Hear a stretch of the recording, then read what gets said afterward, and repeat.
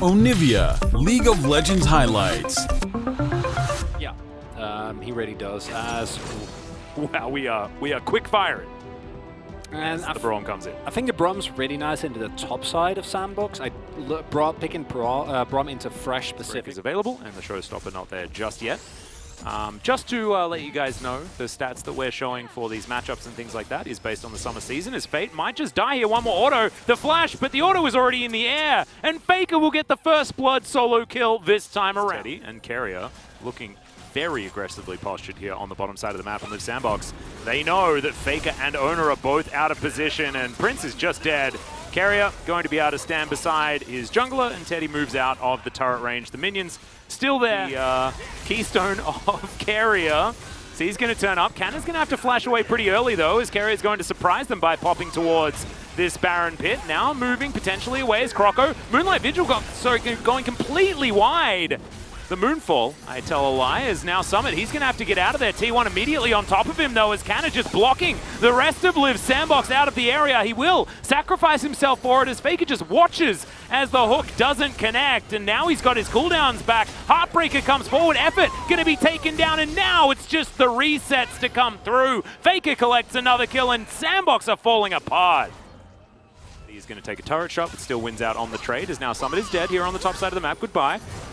And T1 now just going to start the Rift Herald for themselves. And set up by SANDBOX, and this should be successful. Faker does have TP. Yep, Slicing Maelstrom is available. There's no stopwatch here for Canna or anything like that, so this is dangerous, and that teleport that you were talking about certainly comes on in. The special delivery of the cannon. He keeps himself alive for quite some time, but the face break is good. Croco gonna find the Moonfall, but it's not going to be enough to save his life, as now Faker actually moving the other way, just playing the do-si-do here with Liiv SANDBOX. As Summit gets into angry mode, but it is going to be about Faker just trying to run them around. The Haymaker comes through, the Gnar is avoided, and Faker is going to take his time moving back to this one, and he knows that he can make this a 1v1 on either side, but still not enough funny business available, as the Rift Herald is going to charge into the mid lane once again, and he bought another. But again, with the amount of control that is available, T1 really going to have to run into it as... Yeah, Croco and Fate moving on in here. Carrier is just going to give himself away for this one, knows that he's dead.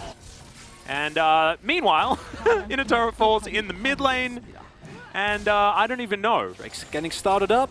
Yeah, Fate looking over to the side here, looking for Canna, finds him, knows that he was going to be searching for a flank as well. As you can see, the Dragon just running between his two potential masters. It is going to be secured by Prince, but the Moonlight Vigil will connect. Glacial Fissure comes down, but the follow-up is not great, and T1 they bought themselves at the very least 5 more minutes. Yep. And that is a time that will allow Prince to get into a position. And one thing that we didn't get to see in last game, because we're infinitely large in a lot of ways, is Owner. He's looking for Croco here on the backside, and now he's going to get delivered 3 members of Liiv SANDBOX. There's the Heartbreaker. Owner just taking this one by himself for now, but he does have the stopwatch. Flame Chomper's not going to connect, as Effort has a stopwatch of his own, but he's still most likely going to die. Croco uses his over the wall, will keep him alive, but now he's not actually able to continue fighting. Summit in the same boat as he hops his way out of this one, and T1 seeing how Liiv SANDBOX using the pressure that they have available with this threatening combo. Oh dear, Canna gonna get his face broken yet again as Summit moves on forward. There's a Slicing Maelstrom, finds himself the stopwatch, but it's not going to keep him alive, just smashed into the wall.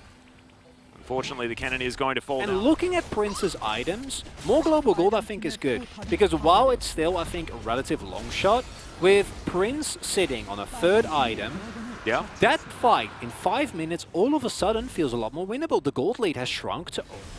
And Canna waiting over to the side. So second Infernal does go over to Liiv SANDBOX, and T1 feeling the pressure. They want to be able to take this one. They burst it and stole it!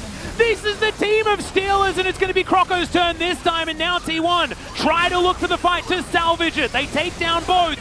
As now the dive on forward, the Superplex is good from Fate, but he may just die, as Summit is the last man standing that has a Baron wrapping around him. I say that a little bit ahead of time, but I don't think Fate's going to survive this one.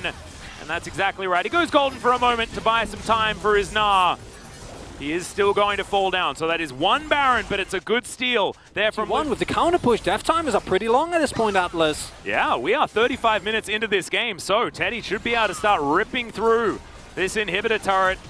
And it's basically an afterthought. They're going to back away before taking down the inhibitor. Still, I think that's a trade that you do take as T1. Honestly, I think the Drake take, in the grand scheme of things, more influential than the Baron steal, which is kind of weird to say. Yeah, and we've seen this happen a lot, especially T1 almost managing to find what they want. Faker just needs to find one more little pick, one more little corner, as Canna has moved that teleport towards exactly the ward we were talking about. Prince now eating through some honey fruit as in goes Owner, and there is the slicing Maelstrom. Canna gets rid of Prince from the team fight, but my god! Summit and Croco obliterate the bottom lane of T1! And the top side of Liiv SANDBOX have done their job, and now it looks like it is going to be 3 Drakes going over to Liiv SANDBOX. And the trigger does get pulled, but it doesn't end well for T1, as that backline dive coming into full force. A very split up fight as Croco, Oh no. Faker should be able to finish him off here as, the Diana is going to fall. Owner's going to be able to get the resets, and now Fate is going to be in trouble as well. The Haymaker does absolutely nothing. Summit trying to come forward looking for more, but maybe he's just put himself in position to be taken down here. The Facebreaker is going to connect. As now Owner heartbreaks, but I think the heartbreak belongs to Summit this time around as Faker just pops to as many different directions as he is likely to go. Anar comes down, but the drill is not going to connect onto Faker. It's only a matter of time, and that is going to be the finish. As T1, in the end, I think find the advantage. They will. Not when they're actually on top of you, as is the case there. And then this bot side, it obviously goes okay. Nice exhauster immediately onto Kana. As you find damage like that. Yeah, Moonlight Vigil comes down. That is a lot of damage. That's going to be enough to grab themselves this inner turret. T1 didn't have to invest too much towards that one. It's here from the man in the mid lane. And while the Jinx is online, also went for Maul, so as your main win condition here, not a good place to be. Oh no, Moonlight Vigil actually coming down as well, as Teddy's just said, no, get out of the way. Effort loses the majority of his T1 shouldn't need it here, as they've just pulled that tempo advantage that we talk about. They've got themselves the Infernal Soul, and now they're looking to just rid the base of any of these. Don't worry. Okay, beautifully done. As that has right just given them a Baron, because now without Thresh, how he's supposed to actually approach the sitting duck, and that is a very comfortable Baron. Of course, I think... but you see here the shoving power coming through. I don't know if they can handle it as SANDBOX. Especially when Faker can just dive forward with impunity. Looking for Croco here, he's going to do a fair bit of damage. The Moonfall finally comes out, but it just doesn't do enough damage. Teddy going to get redemption from the side as in goes Fate, but now he's trying to 1v1 against Teddy immediately. He uses the QSS flash to get out of the way. The Showstopper hits the wrong target, and now Prince is in trouble. Owner just diving on top of him.